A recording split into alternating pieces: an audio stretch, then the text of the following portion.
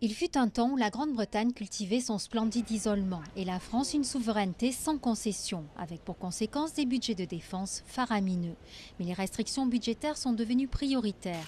Alors Paris et Londres ont signé ce mardi un traité sans précédent qui, pour la première fois dans l'histoire mouvementée des deux voisins, se propose de marier des pans entiers de leur secteur de défense. L'Angleterre et la France qui s'allient à ce point et qui mettent leur capacité au service de la défense d'une même politique, c'est un fait historique qui, de surcroît, va nous permettre de réaliser un certain nombre d'économies. Les deux poids lourds de la défense européenne représentent déjà 50% des capacités opérationnelles de l'UE. Ensemble, ils vont créer une brigade de plusieurs milliers d'hommes, un centre de recherche et d'essais commun pour leur arsenal nucléaire, partager leurs porte-avions à compter de 2020 et développer leurs futurs sous-marins et avions de reconnaissance.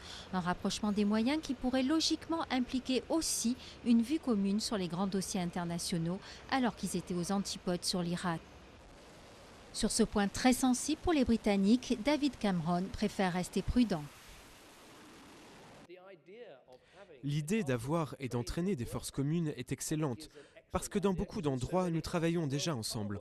En Afghanistan, dans les Balkans, mais en fin de compte, nous nous engagerons ensemble que s'il existe un accord politique entre nous sur la mission envisagée. Une question à laquelle Nicolas Sarkozy répond un peu différemment. Souveraineté ne veut pas dire isolement. Quand on est isolé, on n'est plus souverain, on est fragile.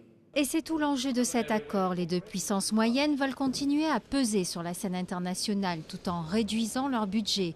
Voilà pourquoi certains voient plus d'avenir à ce mariage de raison que la presse populaire britannique, qui de bon matin en appelait à la guerre de 100 ans pour expliquer que cette union ne durerait pas.